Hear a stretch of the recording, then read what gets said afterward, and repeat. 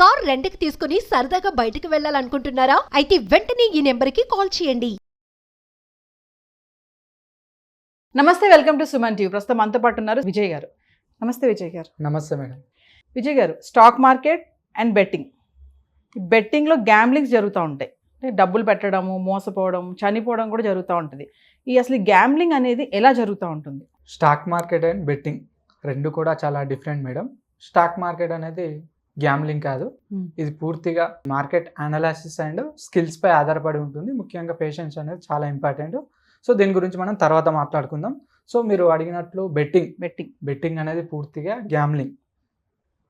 Betting అనే దానికి మనిషి ఎలా అలవాటు పడతాడు, అడిక్ట్ అవుతారు. ఈ వ్యసనానికి అలవాటు పడే ముందు ఆ వ్యక్తి యొక్క సైకలాజికల్ స్టేటస్ ఏ విధంగా ఉంటుందంటే, సో చుట్టూ ఉన్న పరిస్థితుల కారణంగా, లేదు అంటే తను చేస్తున్న జాబ్లో, తను చేస్తున్న వృత్తిలో తాను అనుకున్నంత డబ్బు సంపాదించలేను, తను తొందరగా ఎదగలేను, ఒక యాప్లో కానీ లేదంటే ఒక ట్రేడింగ్ ప్లాట్ఫామ్లో కానీ తక్కువ డబ్బు, మిడిల్ క్లాస్ వ్యక్తి తక్కువ డబ్బు పెట్టి కోట్లు సంపాదించడం. సో పెద్ద పెద్ద బిల్డింగ్లు, పెద్ద పెద్ద కార్లు, లగ్జరీ లైఫ్ని ఒక రీల్లో చూపిస్తారు.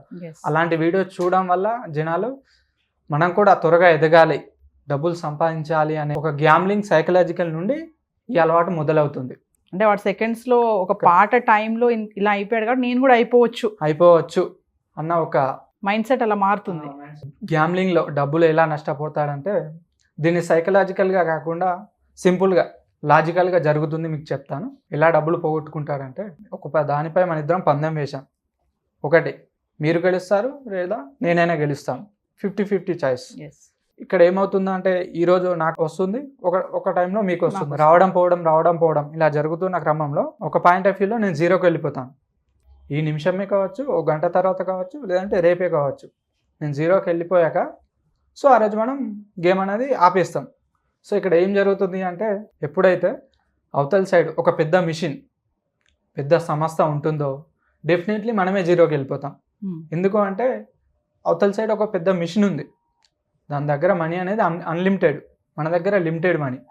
సో దాంతో ఆడుతున్న క్రమంలో ఏమవుతుందంటే, ఒకసారి వస్తాయి పోతాయి, ఫైనల్లీ మనమే జీరోకి వెళ్ళిపోతాం. జీరో నుండి అప్పుల్లోకి వెళ్ళిపోతాం, మైనస్లోకి వెళ్ళిపోతాం. మిషన్తో మనం ఆడుతున్నప్పుడు ఏం జరుగుతుందంటే, ఇప్పుడు మన దగ్గర 1,00,000 రూపాయలు ఉన్నాయి, మిషన్లో 10 కోట్లు కూడా ఉంటాయి. సో అప్పుడు మనం కంప్లీట్లీ మన అమౌంట్ పోగొట్టుకుంటాం. అది ఈ రోజే కావచ్చు, రేపే కావచ్చు, ఎల్లుండే కావచ్చు. ఫైనల్గా ఒకరోజు మన అమౌంట్ని మనం కోల్పోతాం, డబ్బుని అలా బెట్టింగ్లో పోగొట్టుకుంటూ ఉంటాం. సో అదొక వ్యసనంలా కూడా మారిపోతూ ఉంటుంది. అవును. అయితే నేను మా ఫ్రెండ్తో మాట్లాడుతుంటే ఒక మాట చెప్పారు, ఏంటంటే 1,000 రూపాయలతో 1,00,000 రూపాయలు సంపాదించవచ్చు, 10,000తో 10 లక్షలు సంపాదించవచ్చు అని అంటున్నారు. మీరేమో డబ్బులు పోతాయి అంటున్నారేంటి? మరి ఇది ఎలా జరుగుతుంది అంటారు? ఇదంతా 1,000 రూపాయలతో 1,00,000 రూపాయలు, 10,000తో 10 లక్షలు. డెఫినెట్లీ ఇక్కడ ఏం జరుగుతుంది అంటే, ఎవరో ఫ్రెండ్ చెప్పారని మా ఫ్రెండ్కి ఈ యాప్లో 1,000 రూపాయలతో 1,00,000 రూపాయలు గెలుచుకున్నాడు అని చెప్తారు. లేదు అంటే సెలబ్రిటీలు ప్రమోట్ చేసిన వీడియోలు చూడడం. ఇప్పుడు ఇన్స్టాగ్రామ్లో చాలా ట్రెండింగ్ అవుతుంది, ఇన్ఫ్లుయెన్సర్స్ బెట్టింగ్ ప్రమోషన్ చేయడం. ఒక రీల్లో తన ముందు మొత్తం డబ్బుల కుప్పు ఉంటుంది. సో ఈ డబ్బులు ఎలా వచ్చాయని అడిగితే, ఆ రీల్లో, ఆ వీడియోలో చూపిస్తూ, ఈ యాప్లో నేను డబ్బులు సంపాదించాను, నా టెలిగ్రామ్ ఛానల్లో జాయిన్ అవ్వండి, ఇలా చెప్తా ఉంటారు. సో దీన్ని చూసి చాలామంది ఏముందిలే సరదాగా ఒక 10 రూపాయలు వేద్దాం, ఫస్ట్ ఒక 100 రూపాయలు వేద్దాం, వస్తే ఆడదాం, పోతే వదిలేద్దాంలే అన్న ఒక మైండ్ సెట్తో దానిలోకి ఎంట్రీ అవుతారు. 1,000 రూపాయలతో 1,000 రూపాయలతో 100 రూపాయలు, ఫస్ట్ 10 రూపాయలతోనే మొదలవుతుంది. సో 10 రూపాయలు వేసాడు. సో ఇక్కడ ఆల్గారిథం ఎలా పనిచేస్తుంది అంటే, సరే ఇస్తాడు, రూపాయలు వేస్తే 100 రూపాయలు వచ్చాయి, 100 రూపాయలు వేస్తే 1,000 రూపాయలు వస్తాయి, 100 రూపాయలు ఇస్తాడు, వస్తాయి. ఒక 4-5 సార్లు వస్తున్నప్పుడు ఒకసారి పోతాయి. అరే ఒకసారి కదా పోయింది, ఏముందిలే నాకు తెలిసిందే కదా అని మళ్ళీ ఆడతాడు. సో అలా ఆడుతున్న క్రమంలో 10 నుంచి 100కు, 100 నుంచి 1000కి వస్తాడు. 1000 వేస్తే 10,000 వస్తాయన్న మైండ్ సెట్తో 1,000 రూపాయలు ఇస్తాడు. 1,000 రూపాయలు వేసాక ఏమవుతుందంటే, అక్కడ నష్టపోతాడు. అమౌంట్ పెరుగుతున్న కొద్దీ నష్టానికి వెళ్తాడు. ఎందుకంటే అవతల ప్రక్క ఉన్నది పెద్ద మిషన్, అన్లిమిటెడ్ మనీ. ఈరోజు మనం గెలుస్తాం, రేపు గెలుస్తాం, కానీ ప్రతిరోజు మనం గెలవం కదా, ఏదో రోజు తప్పకుండా ఓడిపోవాల్సిందే. సో ఫైనల్గా జీరోకి వెళ్ళిపోతాం మనం అలా ఆడుతున్న క్రమంలో. అరే నా డబ్బంతా పోయిన దాన్ని తిరిగి తెచ్చుకోవాలనే ఒక ఉబిలోకి వెళ్ళిపోయి Hmm. డెఫినెట్లీ ఏదో ఒక రోజు జాక్పాట్ కొట్టకపోతానా అన్న ఉద్దేశంతో ఆడుతూ ఎక్కడెక్కడికి వెళ్ళో డబ్బు తీసుకోవచ్చు. తన దగ్గర ఉన్న డబ్బు అంతా నష్టపోయి ఇంట్లో అప్పులు చేసి ఇంట్లోకి వెళ్ళి దొంగతనాలు చేసి ఒకటని ఏమి ప్రతి ఒక్కటి ఎవరి దగ్గర పడితే వాళ్ళ దగ్గర డబ్బులు అడిగి మరి తీసుకొచ్చి మరి దానిలో పెడతా ఉంటారు. సో ఫైనల్గా అట్లా నష్టపోతారు. ఒకవేళ ఇంకొకటి మీరు అన్నట్టు 1000 రూపాయలతో 1,00,000 రూపాయలు వచ్చాయనుకోండి, లేదంటే 10,000తో 10 లక్షలు వచ్చాయనుకోండి, అసలైన ట్విస్ట్ ఇక్కడే ఉంది. అతని పతనం అనేది అప్పుడే మొదలవుతుంది. యాక్చువల్లీ నాకు ధనుంజయ్ అని చెప్పేసి ఒక ఫ్రెండ్ ఉన్నాడు హైదరాబాద్లో వచ్చిన కొత్తలో. సో మేము ఇద్దరం ఒకే ఆఫీస్లో వర్క్ చేసేవాళ్ళం. కాల్ చేశాడు, మామ నాకు బెట్టింగ్లో జాక్పాట్ తగిలింది మామ, 1,40,000 గెలుచుకున్నా అని చెప్పాడు. 1,40,000 రూపాయలు నేను గెలుచుకున్నా మామ. సరే ఎంత పెట్టినావు మామ అని చెప్పేసి మేము అడిగితే 20,000 దానిలో పెట్టినా మామ, 1,40,000 రూపాయలు గెలుచుకున్నాను. యాక్చువల్ ఏంటంటే తను నార్మల్గా అంతకుముందు కూడా ఆడుతుండే, కాకపోతే 1,000 రూపాయలు 100 రూపాయలు ఇలా గేమింగ్ ఆడుతున్నాడని తెలుసు. సడన్గా అలా ఫోన్ చేసి అనడంతో గెలుచుకున్నాం మామ, రేపు రిసార్ట్కి వెళ్ళిపోదాం మనం అందరం ఫ్రెండ్స్, 4-5 ఉంటాం మేము ఫ్రెండ్స్, మా అందరం కలిసి వెళ్ళిపోదాం మామ అందరికి చెప్పేసి అని చెప్పాడు. మరి డబ్బులు వచ్చాయా అంటే వచ్చాయి మామ, విత్డ్రా పెట్టేసా, నా అకౌంట్లో ఉన్నాయి 1,40,000 రూపాయలు మామ, వెళ్ళిపోదామని అన్నాడు. ఓకే అని చెప్పేసి తెల్లారు లేచాం, రెడీ అయ్యాం, అందరం కలిసి అక్కడికి వెళ్ళాం.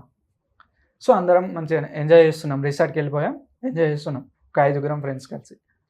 సో అదే సమయంలో ధన అన్న వ్యక్తి, ఇప్పుడు నేను చెప్పిన పర్సన్ డల్గా ఉన్నాడు. పొద్దున్న నుంచే మధ్యాహ్నం వరకు ఉన్నాం, డల్గా ఉన్నాడు. ఏమైంది మామ, ఎందుకు అంత డల్గా ఉన్నావు, మనం వచ్చిందే ఎంజాయ్ చేయడానికి, ఏమైంది మామ అంటే రాత్రి వచ్చిన డబ్బులని పోగొట్టుకున్నా అని చెప్పాడు. ఎన్ని పోగొట్టుకున్నా మామ అంటే మొత్తం డబ్బులు పోగొట్టుకున్నాను, 1,40,000 రూపాయలు పోగొట్టుకున్నాను. అరే అలా ఇలా అంత అమౌంట్ ఎలా పోగొట్టుకున్నావు అని చెప్పి అడిగాను. 50,000 వేసాను మామ.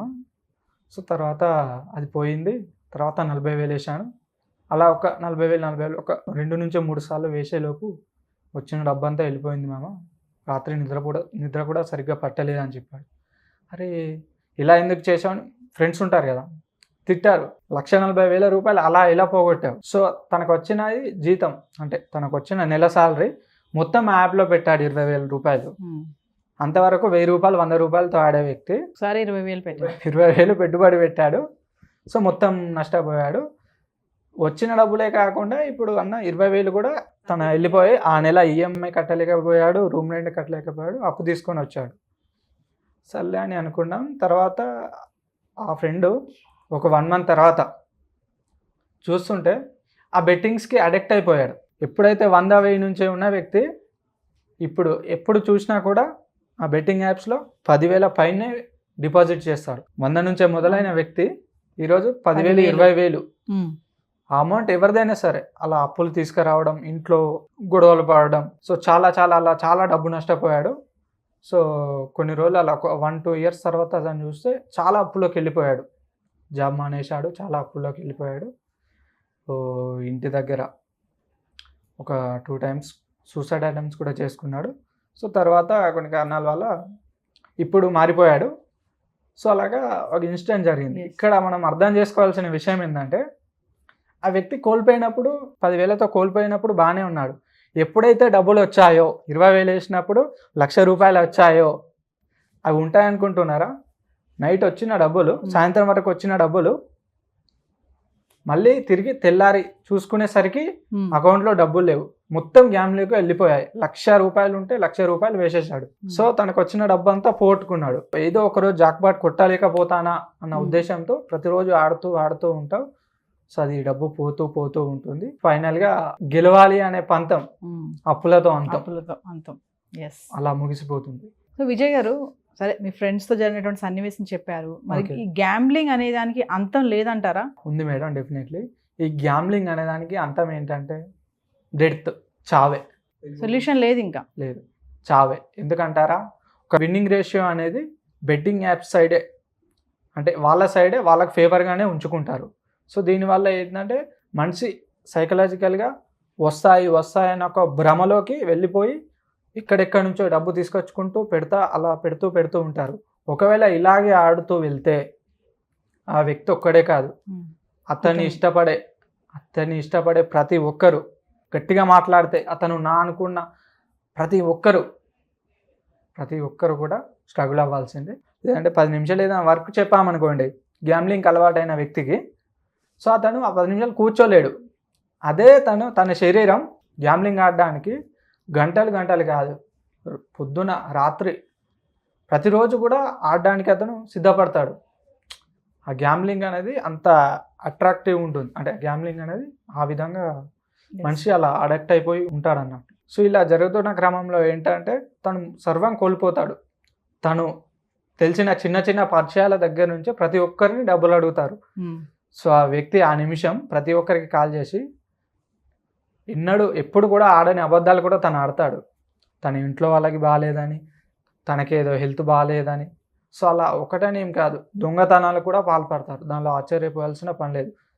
తను మెంటల్గా ఫిజికల్గా అన్నీ లాస్ అయ్యాక ఫైనల్గా తను కట్టలేను అన్న సిచ్యువేషన్ ఎప్పుడు తెలుస్తుందంటే మొత్తం కోల్పోయాక తనకు అర్థమవుతుంది.